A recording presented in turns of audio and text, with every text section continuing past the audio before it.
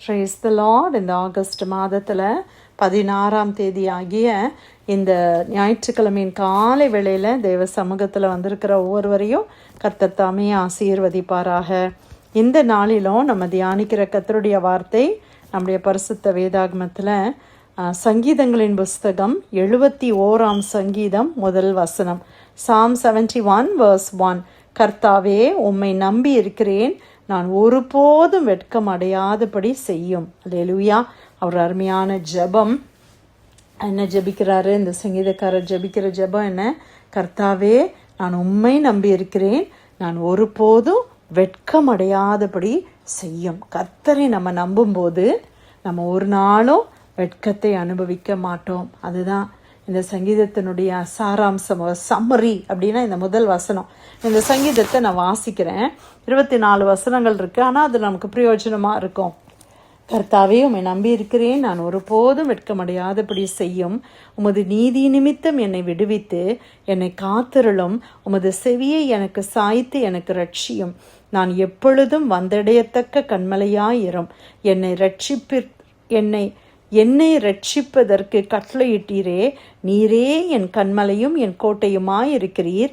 என் தேவனே, துன்மார்க்கனுடைய கைக்கும் நியாயக்கேடும் கொடுமையும் உள்ளவனுடைய கைக்கும் என்னை தப்புவியும். கர்த்தராகிய ஆண்டவரே, நீரே என் நோக்கமும் என் சிறு வயது தொடங்கி என் நம்பிக்கையுமாயிருக்கிறீர். நான் கற்பத்தில் உற்பவித்தது முதல் உம்மால் ஆதரிக்கப்பட்டேன். என் தாயின் வயிற்றிலிருந்து என்னை எடுத்தவர் நீரே. உம்மையே நான் எப்பொழுதும் துதிப்பேன். அநேகருக்கு நான் ஒரு புதுமை போல் ஆனேன்.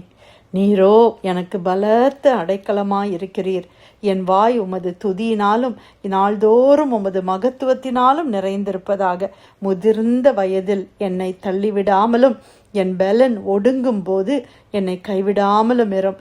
என் சத்துருக்கள் எனக்கு விரோதமாய் பேசி என் ஆத்மாவுக்கு காத்திருக்கிறவர்கள் ஏகமாய் ஆலோசனை பண்ணி, தேவன் அவனை கைவிட்டார், அவனை தொடர்ந்து பிடியுங்கள், அவனை விடுவிப்பார் இல்லை என்கிறார்கள்.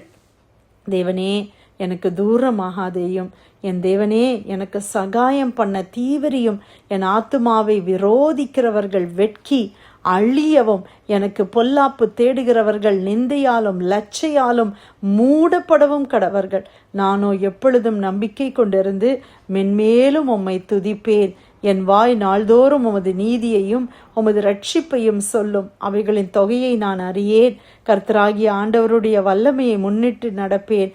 உம்முடைய நீதியை பற்றியே மேன்மை பாராட்டுவேன். தேவனே, என் சிறுவயது முதல் எனக்கு போதித்து வந்தீர். இதுவரைக்கும் உம்முடைய அதிசயங்களை அறிவித்து வந்தேன்.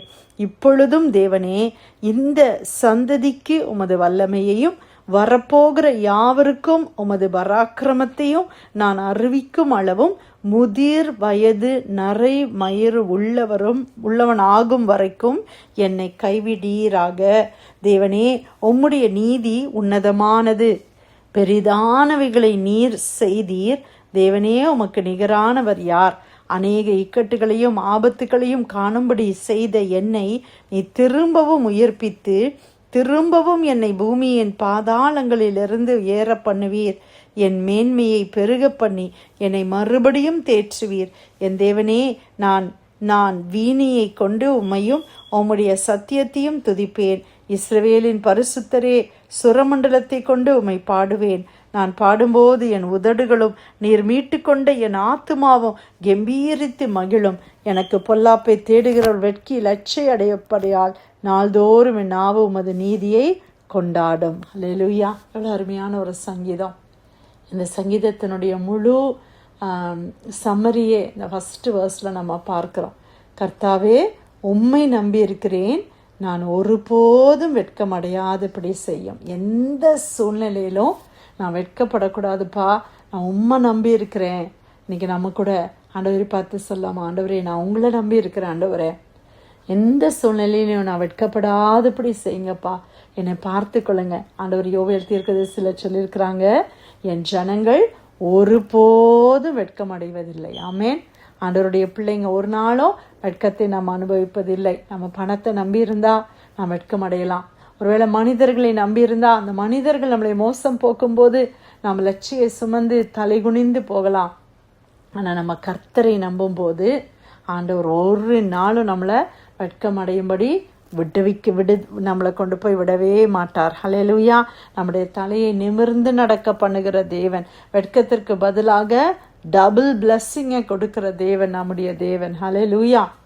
அப்போ இன்னைக்கு நம்ம யாரை நம்பி இருக்கிறோம், எதன் மேலே நம்ம நம்பிக்கை இருக்குது, அதுதான் நம்ம நம்மளே ஆராய்ந்து பார்க்கணும். நம்ம நம்பிக்கை கர்த்தர் மேலே இருந்துச்சுன்னா ஆண்டவர் ஒரு நாள் என்ன செய்ய மாட்டார், நம்மளை வெட்கப்பட விட மாட்டார்.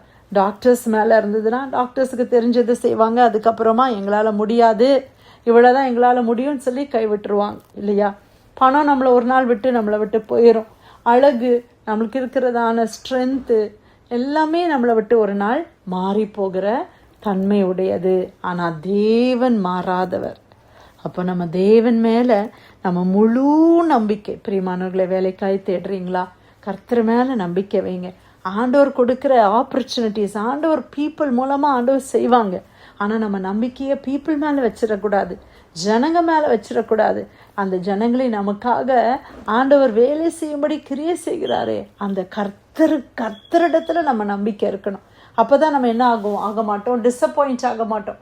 இல்லைனா ஏதோ ஒரு இடத்துல இல்லை யார்கிட்டயோ எதிர்பார்க்குறோன்னு வைங்களேன், இவங்க தான் நம்மளுக்கு ஹெல்ப் பண்ணுறேன்னு சொல்லியிருக்கிறாங்க, அவங்க எனக்கு நிச்சயமாக உதவி செய்வாங்கன்னு அவங்க மேலே நீங்கள் நம்பிக்கையை வச்சிங்கன்னா, ஒருவேளை அவங்க ஹெல்ப் பண்ண முடியாத சூழ்நிலை வந்துருச்சுன்னா என்ன ஆகிடுது, நம்ம டிஸப்பாயின்மெண்ட் ஆயிரும். அவங்க மேலே கோவம் வருது, என்னெல்லாமோ நம்ம மனசை அது பாதிக்குது. அதனால் நம்ம என்ன செய்திடலாம், கர்த்தர் மேலே நம்பிக்கையை வச்சிடலாம். ஆண்டவர் யார் மூலமாவது நம்முடைய காரியங்களை ஆண்டவர் சரியாய் நடத்துவார். ஹல்லேலூயா.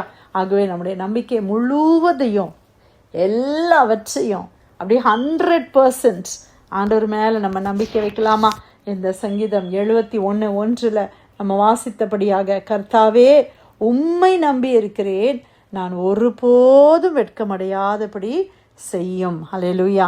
தாவீது பாருங்க, பெரிய ராஜா, ஆனால் அவர் சொல்கிறார், நான் என்னுடைய வில்லை நான் நம்ப மாட்டேன். சிலர் குதிரைகளையும் ரதங்களையும் குறித்து என்ன செய்கிறாங்க, மேன்மையாக நினைக்கிறாங்க, அதில் நம்பிக்கை வச்சுருக்கிறாங்க. ஆனால் நான் ஆண்டவரை மட்டும்தான் என் நம்பிக்கையாக வச்சுருக்கிறேன்னு சொல்கிறார். கர்த்தர் தாவீதை விடலை இல்லையா, ஆண்டவருக்கு அவமானப்படுத்த விடலை இல்லையா, அதே கர்த்தர் நம்மளையும் நடத்துவார். கர்த்தர் கொடுத்த நல்ல வார்த்தைக்காக கர்த்தருக்கு நன்றி செலுத்தி இந்த பிரேயர்லையில் வந்திருக்கிற யாராவது நம்ம ஜெபிக்கலாமா?